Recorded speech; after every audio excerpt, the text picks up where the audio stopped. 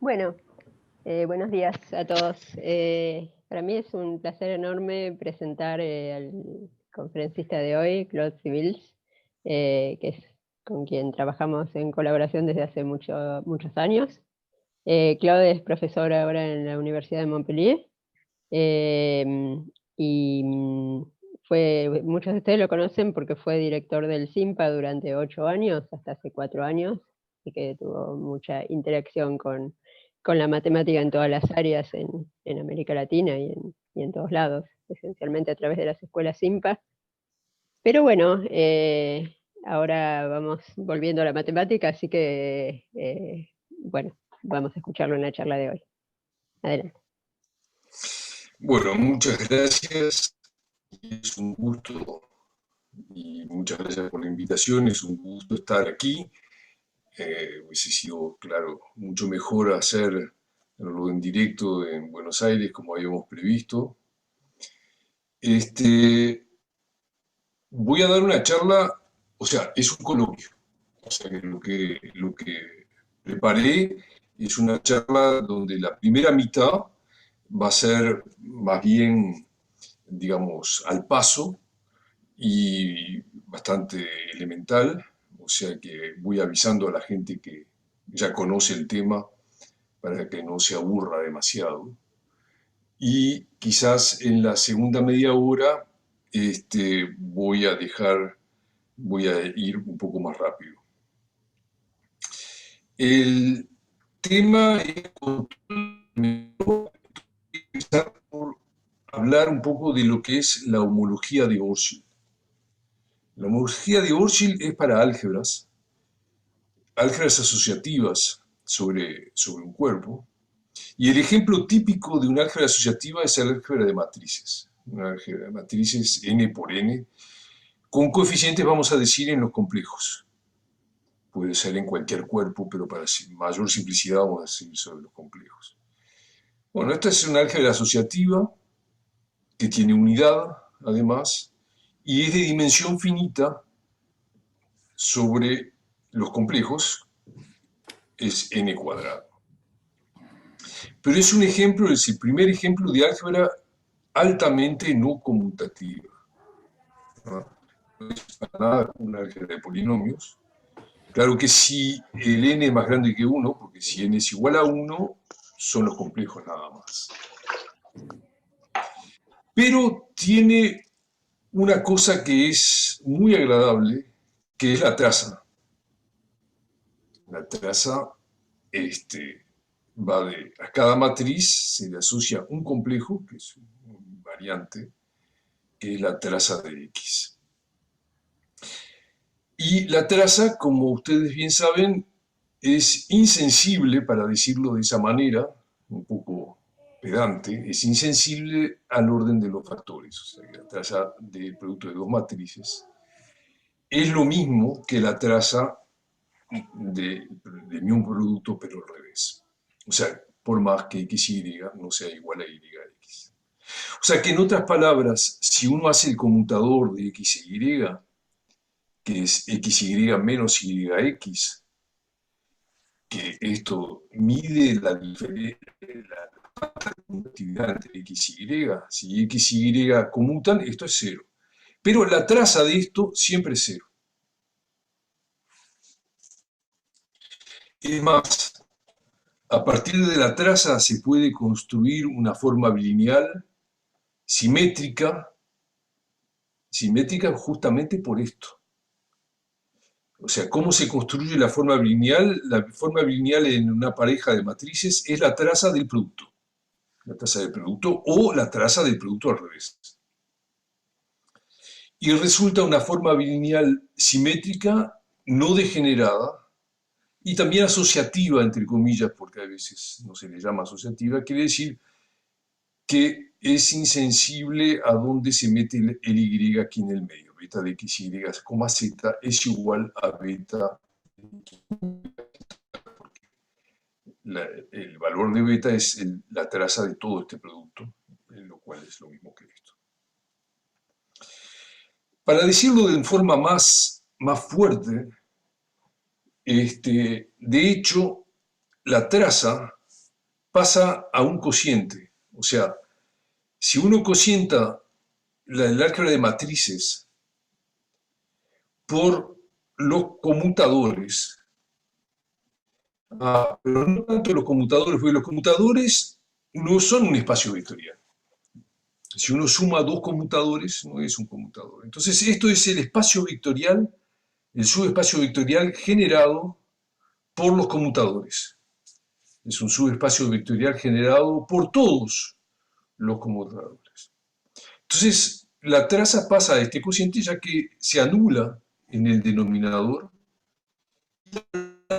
Que la traza solo es relevante en este cociente. Entonces, todo este coso vale 0. Y resulta que la dimensión de este cociente no es nada más que 1. No es nada más que 1. Y es curioso, por más que es bien sabido, porque no depende de n, no depende del tamaño de las matrices. Y, o sea, en otras palabras, este subespacio de conmutadores, generado por los conmutadores, es inmenso. Es el más grande posible, es de codimensión 1, de dimensión n cuadrado menos 1. Ojo que este cociente es un espacio vectorial, ciertamente, porque esto es el subespacio vectorial generado, pero no tiene ninguna estructura natural de producto, no tiene un producto natural. O sea, esto no es un álgebra por lo general, pero de alguna forma es la abelianización de esta álgebra altamente no conmutativa que son las matrices. Ahora, esta dimensión es 1 y da gusto presentar la prueba porque además me voy a referir a esta prueba después. Entonces vamos a considerar la matriz elemental que tiene ceros por todos lados, salvo en la y-ésima columna y en la j-ésima fila, donde tiene un 1. Esto vamos a llamarla E y J, es aquella matriz que corresponde a enviar el y-ésimo vector de base al j-ésimo y nada más. Por supuesto que esto es una base, hay n cuadrado matrices elementales de este tipo. Y hay una regla de multiplicación, por más que las matrices, los estudiantes, la multiplicación de matrices puede ser complicada, estas matrices elementales, la verdad que es muy elemental el producto. O sea, si uno hace el producto de dos matrices, esencialmente siempre es 0, salvo si hay coincidencia entre los índices K y J, por supuesto, porque entonces el j-ésimo de base va al L-ésimo. Entonces esto es casi siempre 0, salvo el Kronecker, si K y J coinciden, en cuyo caso va E y L. Entonces a partir de esto es fácil ver, no solo fácil pero elemental, ver qué es el conmutador XY, recién decíamos XY menos YX, para estas matrices elementales. Si tomamos J igual K, de tal manera que esto coincida, que no sea 0, pero I distinto de L. Entonces, I distinto de L, esto asegura que esta parte del conmutador es 0. Y sin embargo, esta parte del conmutador da E y L. O sea que todas las matrices elementales, casi todas, con I distinto de L, pertenecen a ese denominador que yo estaba mencionando recién. Y con J igual K y también I igual L, se obtiene, aquí hay coincidencia, entonces hay coincidencia aquí, hay coincidencia aquí también. Entonces aquí no se obtiene una matriz elemental solita, sino que se obtiene una diferencia de matrices elementales, que son las diagonales. Este es el mismo I y este es el mismo J aquí. Entonces es toda diferencia de matrices elementales diagonales está en el denominador. La conclusión de esto es que en este cociente, las matrices elementales con I distinto de L son 0. Y en este cociente, las matrices elementales diagonales son todas iguales a una normalizada, digamos la primera, E11. Tanto es así que solo sobrevive en el cociente E11 que, por otra parte, tiene trazado 1. O sea que esto demuestra que el cociente es de dimensión 1. Entonces ahora la cosa es hacer una definición general. Si A es una C-álgebra asociativa, siempre con unidad, como por ejemplo el álgebra de matrices. Entonces, definimos esto, el espacio vectorial, cierto tipo de abelianización de A, es la cero homología de Orsi, el ceroésimo grupo, es el álgebra A donde se hace el cociente por los conmutadores, por el espacio vectorial generado por los conmutadores, que se le llama así, aquí puse X chica y Y chica para decir que estamos en un álgebra general. Entonces, claro, si A es conmutativa de pique, entonces tenemos que el cero grupo de homología no es muy interesante, es A ella misma, porque si es conmutativo, todas estas diferencias son cero. Por ejemplo, si A es el álgebra de polinomios, o A es el cuerpo, o A es los números duales, como se le llama, o sea, esta es una álgebra de dimensión 2, es el álgebra de polinomios, donde se decide que x al cuadrado vale 0. O sea que esta es una álgebra de dimensión 2, C más CX. Entonces la pregunta que surge y que le surgió a Orshil, esto se parece mucho a homología de grupos, muchas cosas, es decir, ¿cómo prolongar HH0? Yo puse un 0 aquí porque así es que se le llama, pero esto deja de entender que hay también HH1, HH2, etc. Entonces, la idea es identificar mejor este HH0. Se hace el cociente por los conmutadores, pero ¿qué son los conmutadores? Bueno, aquí hay una flecha, un homomorfismo, una aplicación lineal del álgebra tensor con ella misma.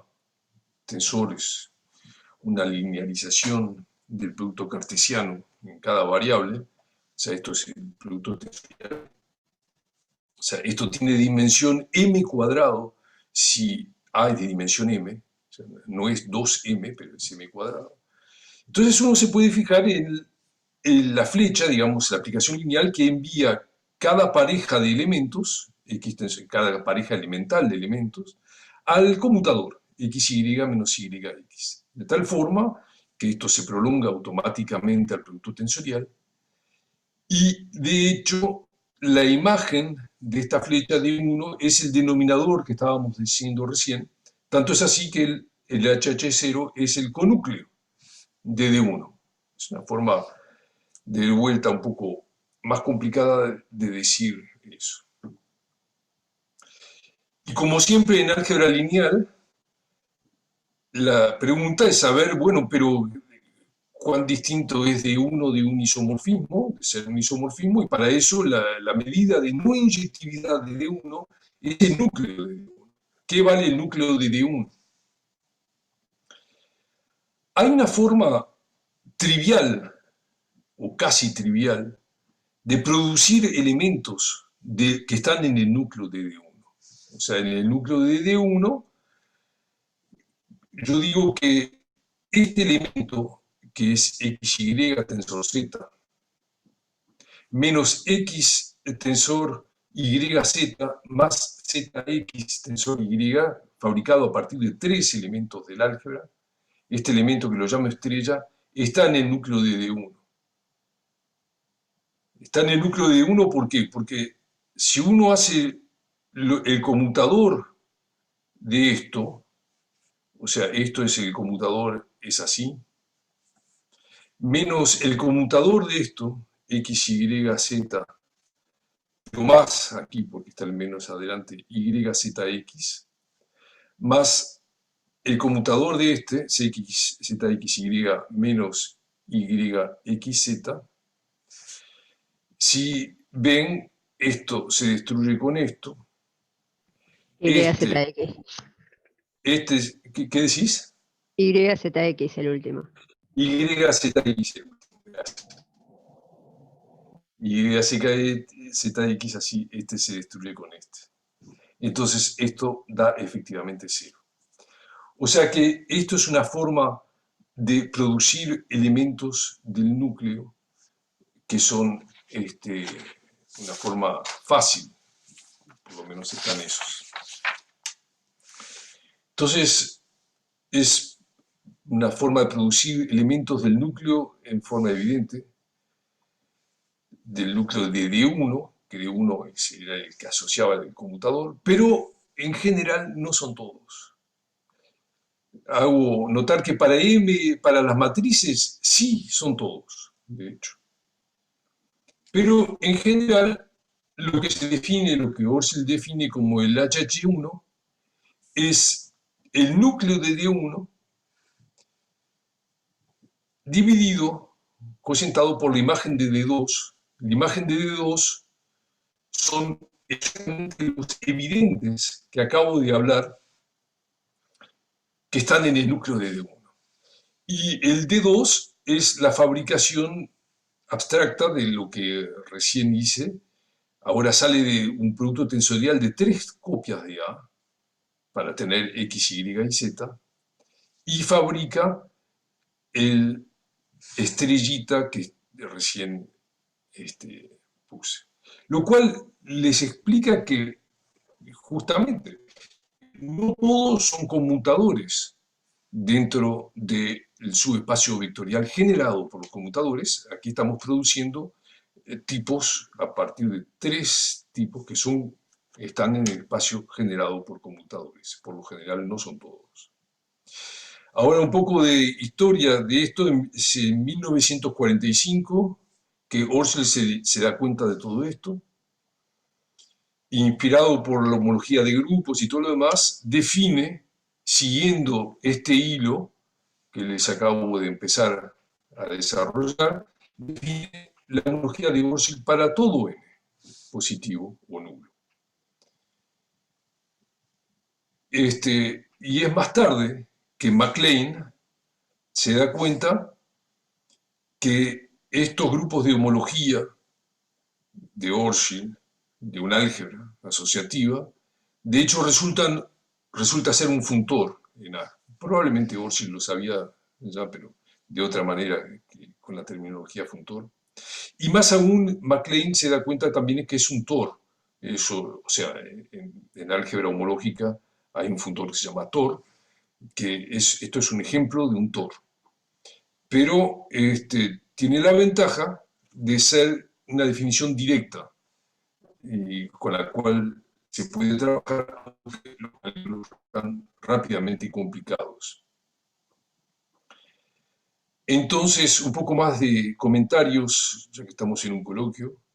Si A es conmutativa, entonces esta homología de Orsil tiene una descomposición que se llama de Hodge, y un sumando de esa descomposición es lo que se llama la André-Quillian homología para álgebras conmutativas. O sea que esto es una cosa que se conoce en la álgebra conmutativa.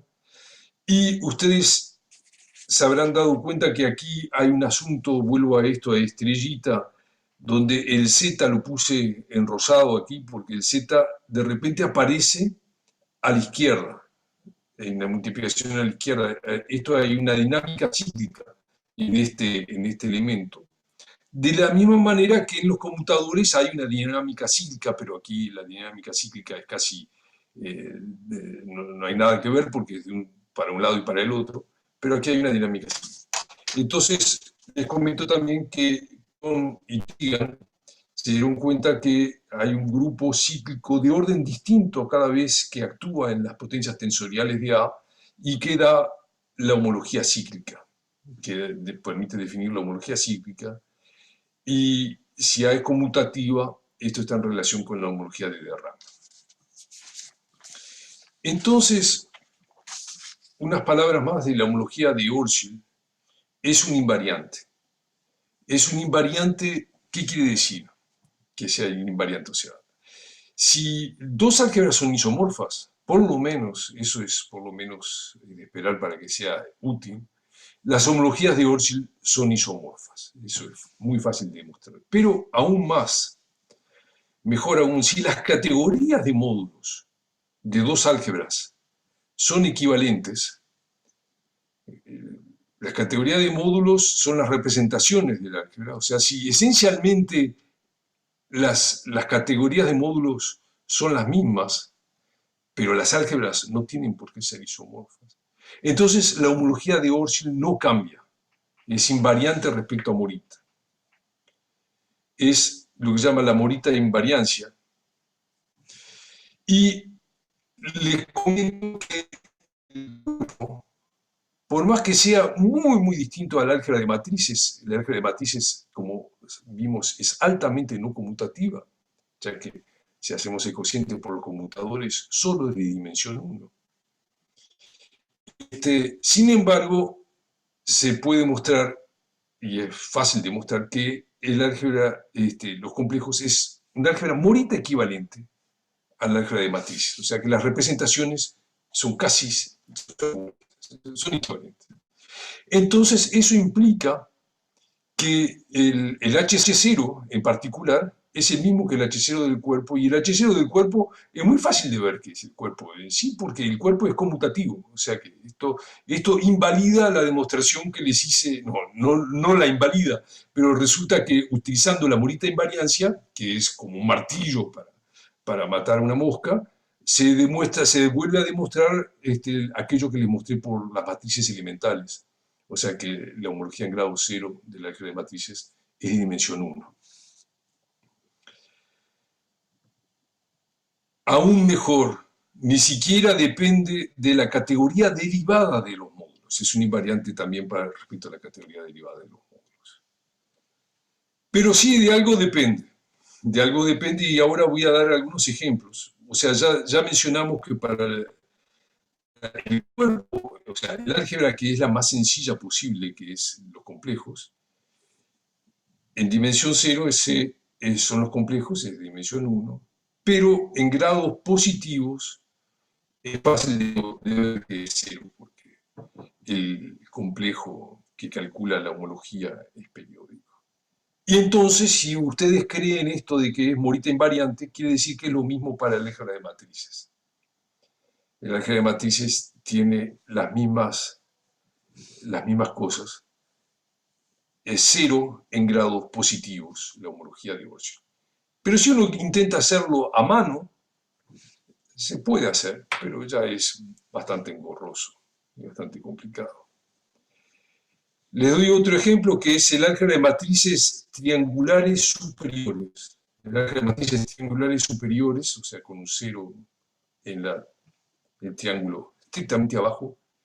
Entonces, en grado 0, la homología ya no es los complejos nada más, pero es C potencia n, y aquí sí depende del n que está aquí. Pero en grados superiores es 0, al igual que la álgebra de matrices.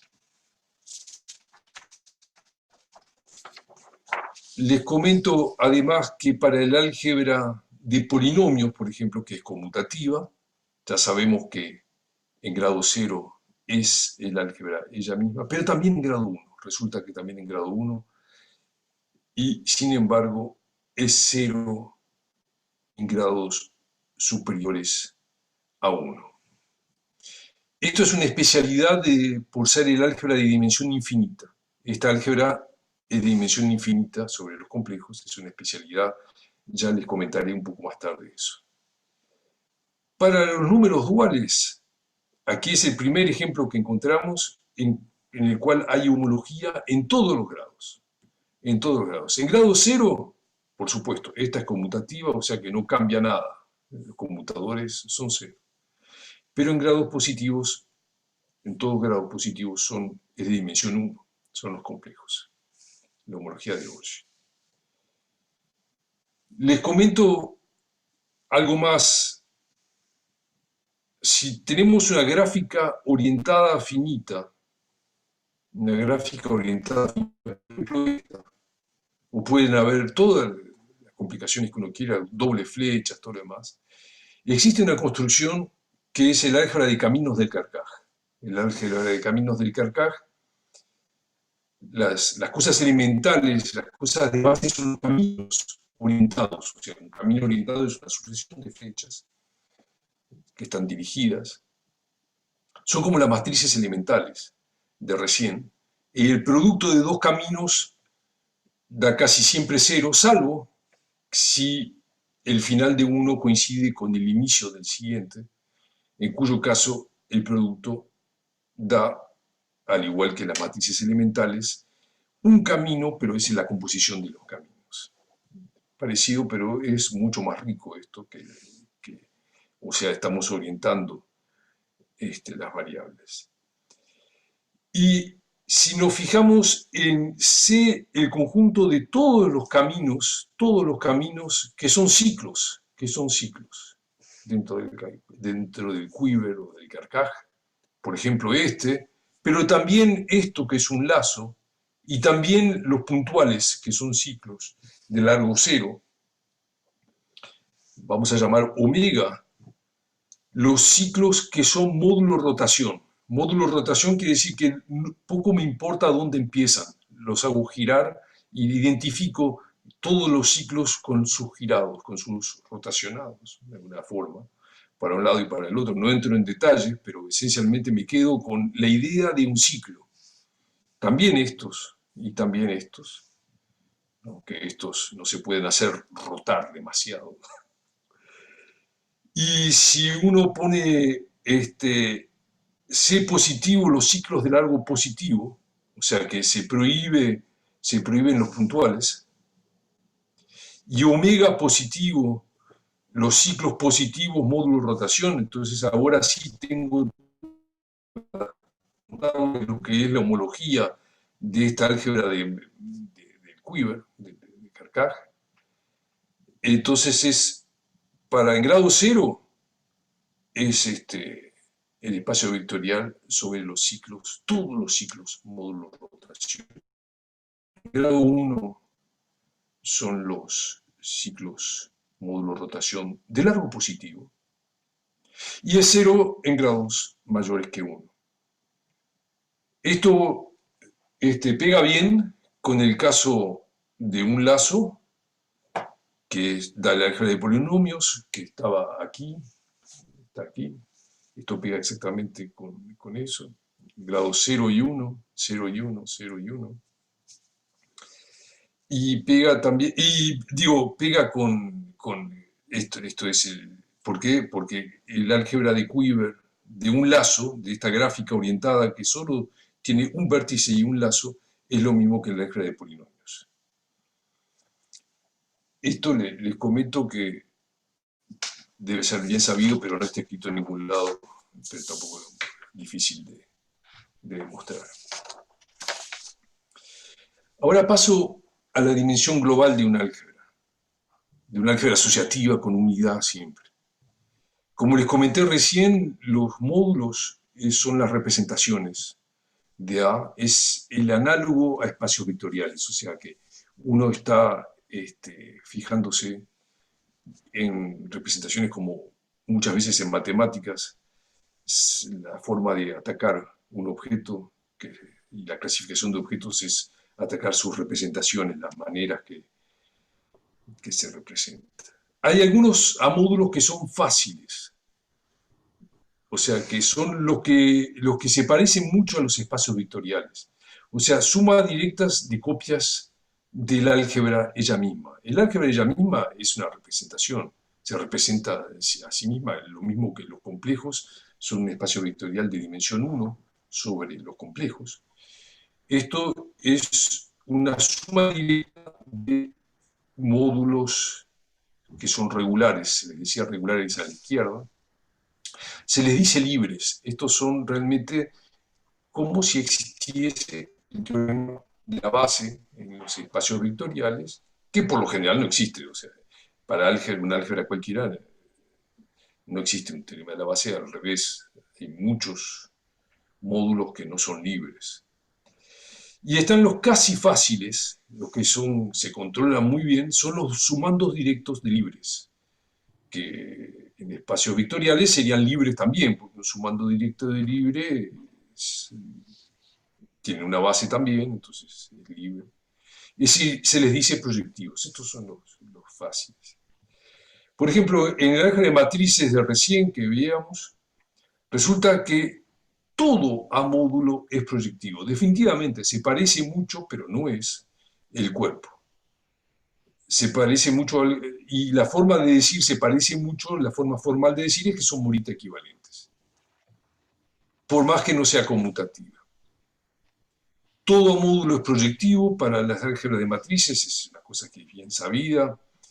Y la dimensión global, entonces se dice que la dimensión global es cero del álgebra de matrices. Para todo n es cero. Y de alguna forma tiene cero complicaciones. O sea, los módulos no son complicados, por más que sean un poco más complicados que los espacios vectoriales. Para el álgebra de caminos que les conté recién, bueno, suponiendo que el Carcaj tiene flechas, o sea, que no es solamente, que no es solamente vértices, ya suponer que tenemos al menos una flecha en la gráfica orientada. Entonces resulta, se puede mostrar que o bien todo a módulo es proyectivo, es un cociente de un proyectivo por un proyectivo. Que de hecho esto está incluido aquí adentro, porque cero es proyectivo, o sea, si uno divide por cero. Pero bueno, están los proyectivos o bien los cocientes reales, digamos, de proyectivos por proyectivos. O sea que no es como el álgebra de matrices, pero de alguna forma se controlan los módulos. Los módulos son relativamente agradables, vamos a decir. Es decir, que si M es un A módulo, existe, para decirlo de otra manera, una sucesión exacta, o sea, se puede resolver el módulo, que puede ser bastante complicado para un álgebra cualquiera, se lo puede cubrir con un proyectivo, esto se parece mucho a lo que se hace en otras cosas de matemáticas, resolución de singularidades, etc. Se puede cubrir con un proyectivo de tal manera que el núcleo de esta cubierta o de este cubrimiento, de este EPI, de tal manera que el núcleo sea proyectivo a su vez, o sea, relativamente fácil. Es una resolución de M por proyectivos que es muy corta. Y la dimensión global del álgebra de caminos, por más que haya ciclos, por otra parte es cierto, ciclos orientados dentro de la gráfica orientada, es siempre uno. O sea, que está cercano a matrices, pero no es. Y hay un teorema de estructura de Gabriel que dice que si uno tiene una álgebra de dimensión finita sobre los complejos, suponemos que de dimensión global 1, entonces es morita equivalente a un álgebra de Kuiper. O sea que estas realmente son todas las álgebras de dimensión finita y de dimensión global 1, de complicación 1, vamos a decir. Entonces ahora les recuerdo o les digo lo que es una resolución proyectiva en general. Aquí vimos una resolución proyectiva chiquita, que resulta así en las álgebras de Carcaj. La resolución es, bueno, cubrir por proyectivos, y el núcleo de esto, de vuelta, cubrirlo por un proyectivo, y el núcleo de esta flecha, cubrirlo por un proyectivo. Siempre existe esto, exacta, con PI proyectivos. Si se logra resolver proyectivamente todo módulo en un número finito de pasos, el supremo de los mínimos, que de hecho es finito, es un teorema y además basta resolverlo simples, para un álgebra de dimensión finita, es la dimensión global, se le llama la dimensión global de A. O sea que aquí esto vale 1 y 0 para la salida. Es finita, si no se dice que es infinita, y les comento que es de vuelta un morita invariante. sea que si uno tiene dos álgebras, la dimensión global es la misma. Entonces, un asunto de terminología nada más, decimos que un álgebra es lisa si su dimensión global es finita. Por haraganería nada más, porque podríamos decir de dimensión global finita cada vez, pero son muchas sílabas, mientras que lisa son dos sílabas.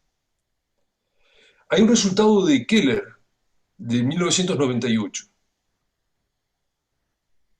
Si tenemos una C álgebra de dimensión finita quiere decir dimensión sobre el cuerpo, o sea, por ejemplo, el álgebra de matrices o el álgebra de un quiver sin ciclos orientados. Entonces, si hay lisa, dimensión global finita, se puede calcular la homología de Orshil de recién, que les conté recién. La homología de Orshil es cero casi siempre, en cuanto el grado es positivo. Y es C potencia R, como recién para las álgebras triangulares, si en grado cero, C potencia R. Pero ¿qué es el R? El R se puede contar, son el número de módulos simples. El número de módulos simples, los módulos simples son también módulos fáciles, de alguna manera. Son aquellos que no tienen submódulos, aparte de los triviales, se los podría llamar primos también. Aparte de los triviales, o sea, cero y el mismo. O sea, pero esencialmente no tienen submódulo. Porque si el álgebra son los complejos, los espacios vectoriales por lo general no son simples, salvo si estamos en dimensión 1. Si un espacio vectorial de dimensión 1 es simple porque no tiene subespacios vectoriales, aparte de los triviales. Entonces, para C, R vale 1. Confirmaciones de esto. La dimensión global del álgebra de matrices es 0. Se los comenté recién, que en particular es finita, o sea que el álgebra de matrices es lisa.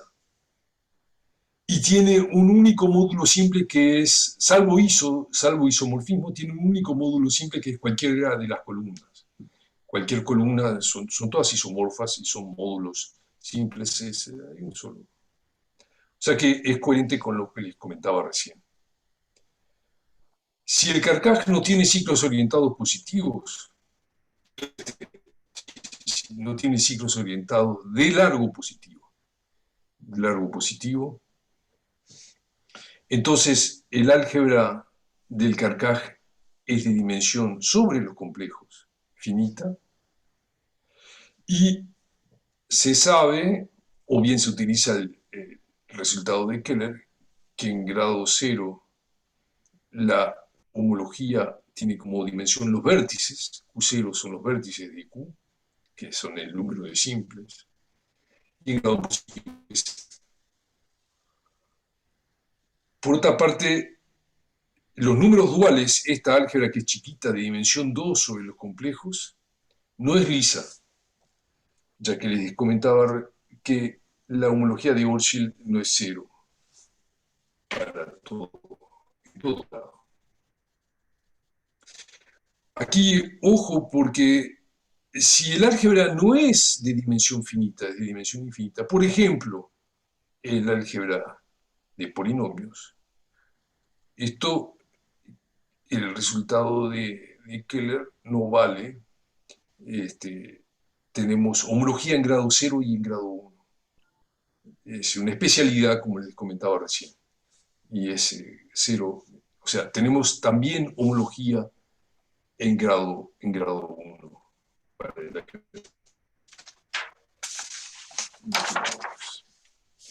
La conjetura de Hahn, que controla la dimensión global, si tenemos un álgebra de dimensión finita, lo que dice la conjetura de Hahn es que si la homología de Orshil es nula en grados suficientemente grandes, este símbolo quiere decir grados suficientemente grandes a partir de un cierto n, que puede ser inmenso, entonces la conjetura de Hahn dice que A es lisa.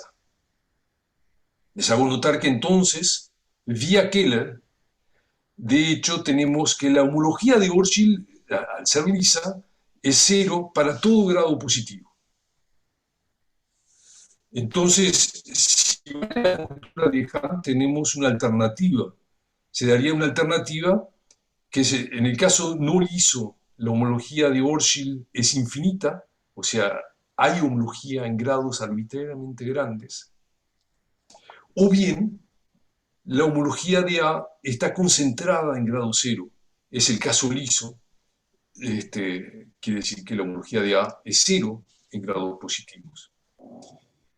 Eso sí vale la conjetura de Hahn, lo cual le da más interés a la conjetura de Hahn. Entonces, un poco de historia para la conjetura de Hahn, tampoco voy a decir mucho.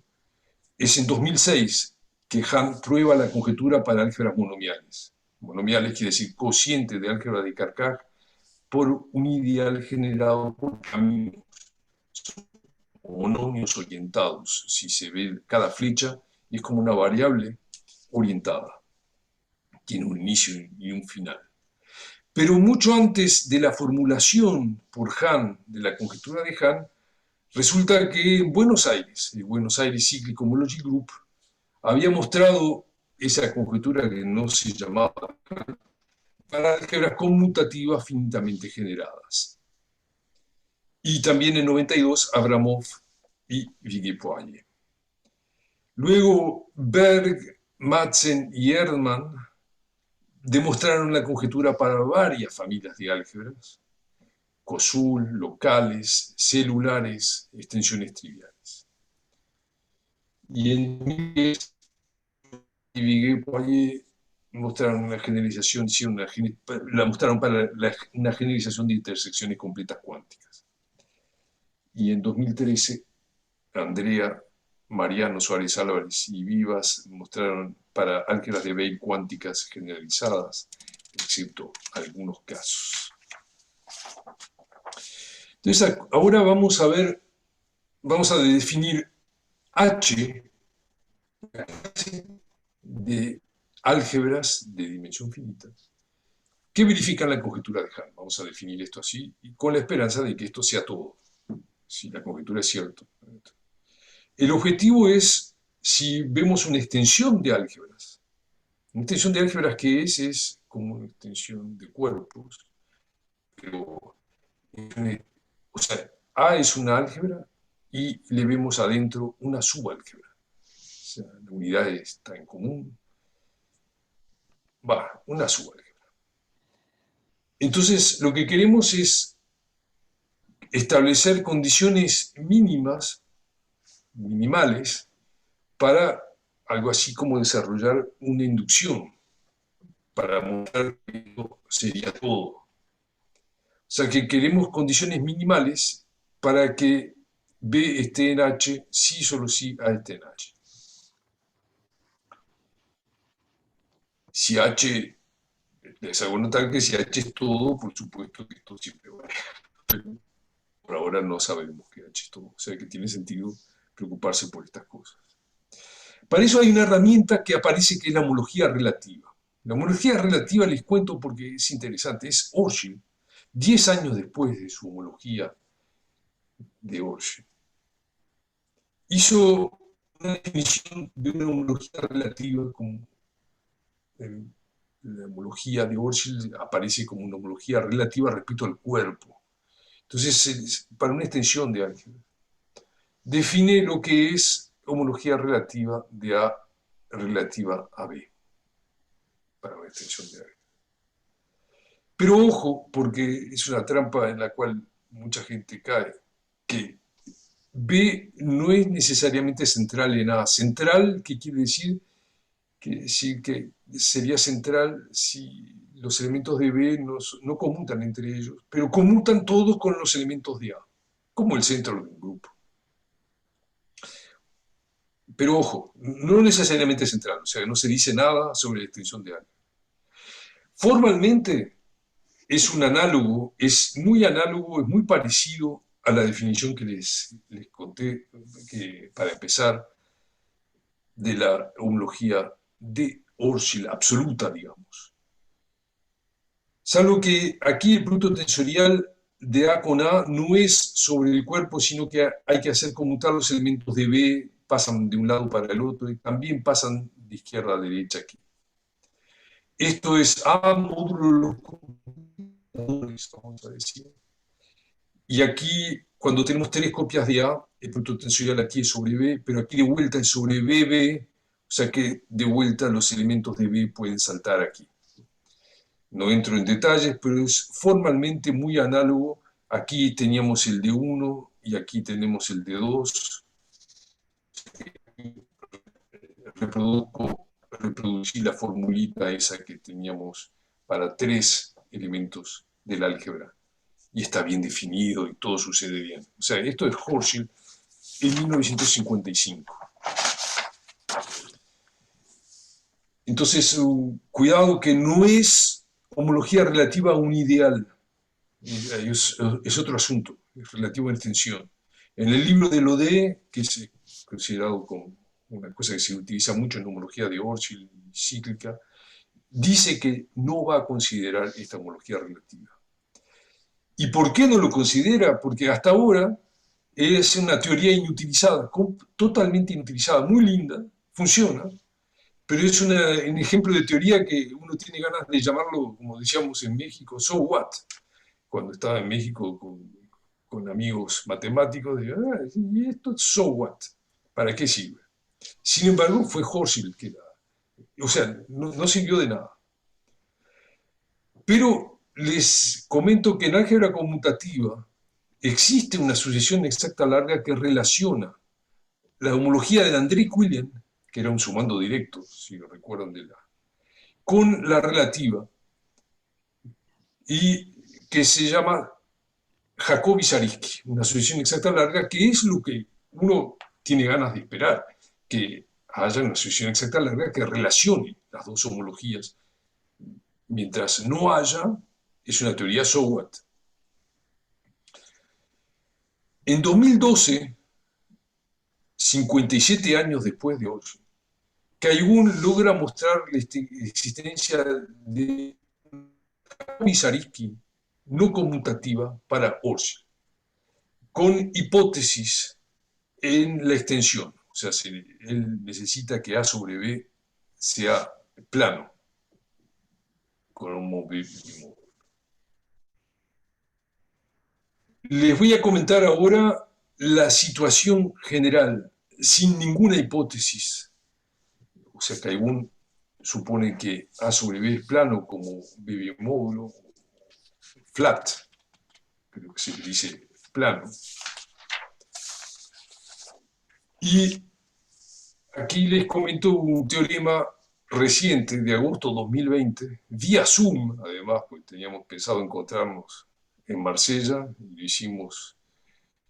O sea, les comento una anécdota. Decidimos hacer como si estuviésemos en Marsella, en el CIAN, durante 10 días, o sea, varias horas por Zoom, tomando café y interrumpiendo, pero no cortando el Zoom. Y la verdad que nos resultó bastante bien, porque logramos mostrar esto. Si tenemos una extensión de álgebras sin hipótesis ninguna, existe una sucesión larga, y no digo exacta, una sucesión larga, de Jacobi-Zariski para X un bimódulo cualquiera, que viene así. La homología de Orshil de B, absoluta, con coeficientes en X. Hay un morfismo I que va a la homología de Orshil absoluta de A en X, con la relativa. Esto del bimódulo de coeficientes no les comenté, pero existe, es fácil de generalizar la homología con coeficientes. Y aquí hay un homomorfismo de conexión, que tradicionalmente se le llama delta, y de vuelta, pero un grado menos. De vuelta un grado menos. Y esto, la verdad que es curioso, pero había un error en el artículo de Caigun, además, no en 0, pero termina en 1. Termina en 1 y la última no es forzosamente un EPI. O sea que esto y les explica quizás no, la teoría relativa no fue usada porque en grado cero, o sea, para el primer grupo de homología, que son el álgebra, módulos de computadores, no funciona, no hay ni siquiera flechas I y K. Esto arranca a partir del grado 1. Ahora, ¿qué sucede respecto a esta sucesión que existe? Es exacta en las estrellas rojas. O sea que el núcleo de delta es igual a la imagen de K, o sea, como uno piensa que debe ser, es exacta en las estrellas rojas. En la parte verde aquí, en la parte verde, que no es exacto, pero sí la composición de las dos da cero. Es decir, que no hay exactitud, pero la imagen de I está incluido en el núcleo de K. O sea que uno inmediatamente puede considerar la homología de esta sucesión larga que no es del todo exacta y le llamamos brecha o gap en inglés al defecto de exactitud. El defecto de exactitud es justamente este cociente que y lo que afirmo es que se controla este cociente, o sea, que no es cero por lo general, salvo si el cociente es plano, como le decía recién, controla como sigue. Es decir, hay una sucesión espectral que converge a la brecha. La sucesión espectral es una herramienta de álgebra que es desarrollada por Leray cuando era prisionero. Sucesión espectral, una después de la otra, de homologías que van aproximando a la medida que uno va subiendo de páginas, aproxima grupos de homología, o sea, cada vez uno está más cercano. Pero esta vez convergen. No es que haya topología, se utilizan las palabras de la topología, pero las sucesiones espectrales son una herramienta muy útil para controlar lo que pasa con algo que es desconocido. Y la página 1 de esa sucesión espectral tiene dos índices, o sea, las páginas son planos, o sea, son espacios vectoriales en una red. La página 1 se puede describir completamente para enteros positivos. La página 1, este es el 1 de la página, con P en abscisa y Q en ordenada, es un funtor Tor, es el Tor del álgebra envolvente de aquel famoso bimódulo restringido a B, con coeficientes en el cociente, que es un B bimódulo, elevado a la potencia P como producto tensorial. O sea que la brecha queda bien identificada. O sea, no es exacta como uno pensaría que podría ser en general, pero el defecto de exactitud se controla. El corolario de esto es Kaigun. De hecho, volvemos a obtener Kaigun porque si A sobre B es proyectivo o plano como B bimódulo, plano es una generalización de proyectivos y si las álgebras son de dimensión finita es equivalente plano y proyectivo. O sea, por eso puse entre paréntesis. Entonces, todas estas potencias positivas, porque era para P y Q positivos, todas estas potencias positivas también son proyectivos. Y ya que esto es para P y Q positivos, no es el Tor 0, es el Tor 1, 2, 3, entonces todos estos son 0. Se me olvidó mencionar que para los otros P y Q, la página 1 tiene ceros, o sea, solo es del primer cuadrante y del primer cuadrante estricto. Entonces, la sucesión, ya que la página 1 es 0, y ya que la sucesión converge a la brecha, entonces la brecha es 0. Y la sucesión exacta larga es la obtenida por K1. No hay análogo en álgebra conmutativa, pero digo, no había análogo en álgebra conmutativa, pero ahora esto vale para toda extensión, y describe la situación total o general, mejor que total, describe la situación general. Esto es lo que les acabo de comentar, que los TOR son 0 y la sucesión espectral es 0. Entonces, esto junto con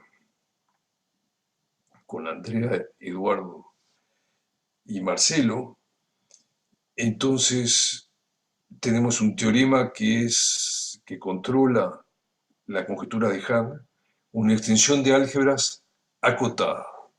Extensión de álgebras acotada.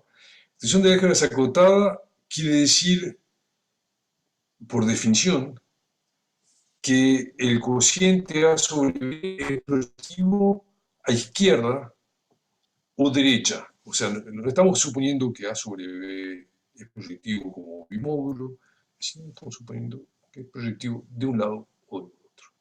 Eso es indispensable.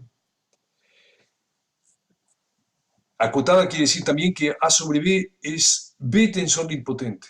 ¿Qué quiere decir esto? Quiere decir que existe un n tal que una potencia tensorial de A sobre B es 0, a partir del cual las potencias tensoriales de A sobre B son 0, o sea, en particular quiere decir que la brecha en grados altos va a ser 0. Y si además suponemos que este cociente, que es un B bimódulo, es un módulo izquierdo y derecho a la vez, es de dimensión proyectiva finita, como B bimódulo. Esto le llamamos acotada. Entonces tenemos que B verifica la conjetura de Hahn, sí solo sí, A verifica la conjetura de Hahn. La herramienta principal es esta sucesión casi exacta o cercana a exacta de Jacobi-Zariski para demostrar esta equivalencia, más consideraciones sobre la licitud, vamos a decir, cómo se comporta la licitud de A respecto a la licitud de B y recíprocamente con estas hipótesis de acotadas. Quiero mencionar que teníamos unos resultados previos que anticipaban este teorema, junto con María Julia y con Andrea, habíamos demostrado que esto mismo, matrices triangulares 2x2 con dos álgebras, B' y B segunda en la diagonal, o sea que B es B' cruz B segunda, esta es la subálgebra, y un bimódulo sobre B' y B segunda, o sea, un bimódulo sobre la diagonal, esencialmente, con ciertas hipótesis que se parecen mucho a acotada, pero esto es una extensión escindida, o sea que esto es un sumando directo. Hago notar que aquí no estamos suponiendo que la extensión es escindida, es sencillamente acotada, cosas sobre el cociente, y no estamos diciendo nada sobre el producto, sobre la estructura de producto de B y de A. Y otro resultado que, junto con Lancilota, Marcos y Solotar, son las extensiones acotadas, justamente escindidas. Esto fue publicado en Pacific, en Journal of Math, o sea, lo mismo que acotada, pero escindidas, o sea que la sucesión exacta escinde. Bueno, esto es todo lo que quería contarles. Muchas gracias por la atención. Bueno, gracias. Hay una pregunta que veo ahora en el chat Pablo, no sé si querés hacer vos directamente la pregunta, Pablo Sánchez Ocal. Bueno, tenía interés por saber si la asociación exacta mejorada en la parte verde si X era igual a A, pero creo que ya me respondieron que no es el caso. Ok. No entendí la pregunta. Si X es igual a A. Si la asociación se convierte en exacta completamente, por ejemplo. No Ah, sé si se no, puede no, decir algo. no. Gracias. Ujú. Sí. No sé si hay más preguntas. Sí, yo tengo una pregunta. Dale. La sucesión exacta larga que junta a la homología y la homología relativa, también hay una sucesión, la sucesión de Cones, que junta a la homología cíclica y a la homología de Hochschild. ¿Hay una igual para las homologías relativas? Habría que empezar por definir lo que es la homología relativa cíclica, lo cual se puede Creo que hacer. eso sí, ajá. Se puede hacer perfectamente. No hay dificultad, pero eso, por supuesto que ni Orsi, porque no conocía la homología cíclica, ni Kohn se preocuparon de hacer eso. Y existe una sucesión exacta de Jacobi-Zariski para la homología cíclica con la homología cíclica relativa, sí existe. Y eso está en Caigun también. Está en Caigun también, aunque no define para nada la homología cíclica relativa, Caigun. Y seguramente a partir de esta sucesión exacta de Jacobi-Zariski que estamos obteniendo nosotros, que no es exacta, que es cercana a exacta, utilizando las sucesiones que vos decís de Kohn y Tsigan, que relacionan la homología de Orsi y la homología cíclica, se debe poder sacar como consecuencia, creo que la sacamos en algún momento, pero nos quedamos ahí porque dijimos, bueno, y so what? Hay, hay una homología, hay una sucesión de Jacobi-Zariski para homología cíclica. Ahora, estoy recordando ahora cuando discutimos de eso hace un año o sea, sí, queda todo claro, pero como no es muy usual, no vemos cómo utilizarlas, digamos. Vale, gracias. Marco, vos tenés una pregunta y levantaste la mano. Sí, una pregunta es un poco confusa porque no, simplemente la pregunta es más bien, bueno, la hago, digamos. Dale. Ahí tenés esa sucesión no exacta, digamos, larga, y para calcular la homología de eso, tenés una sucesión espectral, ¿no? Y entonces la pregunta así como confusa que tengo es, ¿podés ver todo como si fuera una sucesión en el marco de sucesiones espectrales? O sea, esa sucesión no larga, no será o sea, vos después la homología la calculás con una sucesión espectral que empieza, vos decís la etapa 1 es tal, la etapa 1 tuya, ¿no será la etapa 2 de una sucesión espectral de la cual esta sucesión no exacta larga es la etapa 1 o algo así? Digamos, no sé si se entiende. Sí, puede ser, sí. Puede ser, sí. Pero la verdad es que no veo cómo ahora realmente verlo así, pero digamos, este hecho de que haya una sucesión cercana, dos de cada tres, y que la composición de estos dos morfismos de acero,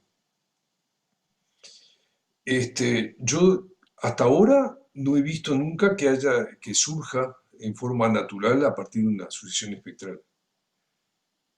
O sea, o sea, a partir de una sucesión espectral, o sea, esta definición de sucesión cercana exacta, yo es la primera vez que la veo. Nunca vi este tipo de herramienta. Y menos surgiendo de una sucesión espectral. Pero puede ser que haya una teoría detrás que diga que en la raíz hay una sucesión espectral que infelizmente no es del todo buena y que produce una sucesión cercana exacta cuya defecto, cuya brecha es de nuevo puede ser que haya.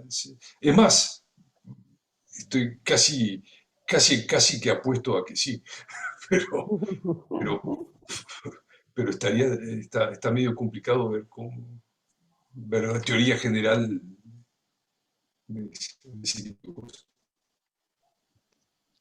¿Más preguntas? Yo tengo una pregunta. Sí, dale, que me.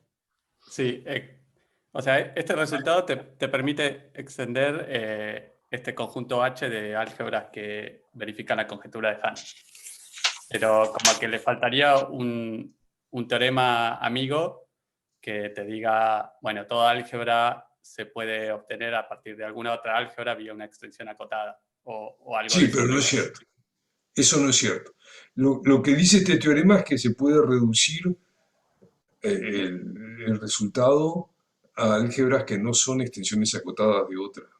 ¿Y cuál es, cómo, o sea, cuán lejos está eso de cubrir todas las álgebras? Digamos, porque ya H tiene un montón de familias, ¿no? Sí, H se espera que sea H ya fue demostrado que tiene un montón de familias dentro, sí. Y entonces tu pregunta, ¿cuál es? ¿Qué esperanza tiene uno de que este resultado le permita cubrir todas las álgebras, digamos? No, estuvimos viendo varios ejemplos y esto no cubre todas las álgebras. Si querés, hay que interpretar este resultado para extensiones acotadas como un indicio de que la conjetura de Hahn debe ser cierta. Por lo menos esto se verifica para extensiones acotadas y podría permitir un paso de inducción para cierto, o sea, a partir de las familias que se conocen que están en H, como decías vos, todas las extensiones acotadas van a estar en H también. Pero eso no cubre para nada todas las álgebras. ¿Puedo hacer un comentario al respecto? Sí, dale.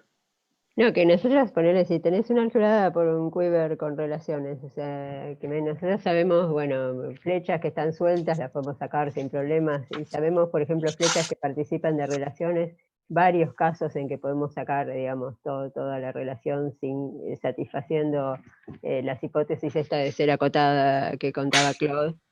En general, digamos, uno puede empezar sacando flechas donde las relaciones empiezan o terminan, pero flechas que están en el medio, por ahí, digamos, si participan en el medio de otras flechas, ahí se te complica la cosa y bueno, si están, por ejemplo, en el medio de muchas relaciones, ahí no sabemos cómo sacarlas. Sí, Para ir a lo más está diciendo concreto. relaciones minimales. Relaciones minimales, sí, siempre estoy hablando de relaciones minimales. Uh-huh. Sí. Un comentário, Dale. é que eu creio que passo difícil que Andrea isso uma pequena uma coisa seriam as locais, as álgebras com ponto e vários laços. Eu creio que aí há que desenvolver ferramentas, porque essas ferramentas se aplicam pouco para isso. Eu creio que esse é ponto clave. Okay. Marco, no sé si vos habías vuelto a levantar la mano, en un momento me pareció y después desapareció. Sí, lo levanté y lo bajé, pero bueno, pregunto, ya que está. No, a mí me da, o sea, viendo la definición esta de acotada, entonces parece mucho cuando uno hace la cuenta de una álgebra de caminos, ¿no? Que toma B, KQ0, y el álgebra de caminos que no acotada es como no tener ciclos o algo por el estilo, Es ¿no? exactamente eso, es exactamente eso. Claro, entonces es como que uno acá se posiciona, es como una super generalización del caso de álgebra de caminos sin ciclos. Entonces yo me preguntaba si, bueno, ahí es como si uno separa en la demostración de la conjetura de Hahn para ese caso, esto es como que te describe el marco para hacer ahí. Yo me preguntaba si la demostración de Keller, si sigue líneas como la del álgebra de caminos, o si será completamente distinta, o Ah, si sí, uno me olvidé de decir. mirando la demostración, ¿no? Bueno, eso, ¿no? Si mirando la demostración La de Keller, demostración de que no la Keller, conozco. la demostración de Keller utiliza homología cíclica. Utiliza Mira. homología cíclica. Y, o sea que no va para... Me olvidé de mencionar eso. Sí. Yo tengo otro pequeño comentario entonces, porque claro, Marco dio en el punto de lo que, por qué la respuesta a la pregunta de Kimei es no. Porque si vos tenés, por ejemplo, en cada X cuadrado que tenés un vértice y un ciclo, si vos pudieses sacar ese ciclo de X cuadrado, entonces una verificaría Hans y solo si la otra verifica, y sabemos que no es cierto. Es cierto, pero por otros. Quiero decir, uno no puede, es cierto, pero uno no puede, digamos, uno está pasando de dimensión global finita a dimensión global infinita. Entonces, lo que acá nosotros necesitamos es mantener la dimensión global, la finitud de la dimensión global, quiero decir. Claro, pero por ahí podés apuntarle a que todo álgebra es una extensión acotada de una monomial o algo así. No, eso no es cierto. Bueno, me imagino que ninguna de estas afirmaciones son ciertas, pero digo, me preguntaba si tienen algunos teoremas en ese sentido que te permitan aplicar efectivamente se puede caracterizar, es como decía Andrea, las álgebras cuando uno saca una flecha y las relaciones están con la flecha esa, se puede caracterizar cuando la extensión que obtiene es una extensión acotada. Las relaciones minimales tienen que empezar o terminar en esa flecha, hay un quiver relativo que no tiene que tener ciclos, y para que sea tensor nilpotente, y la dimensión proyectiva finita como bimódulo es un poco más complicada de caracterizar. Pero digamos, se puede interpretar esto de acotada cuando uno saca una flecha de las relaciones minimales que están dentro, que la conciernen, digamos, que la conciernen, uno puede describir cuando la extensión es acotada. Y digamos, no es todo, claramente.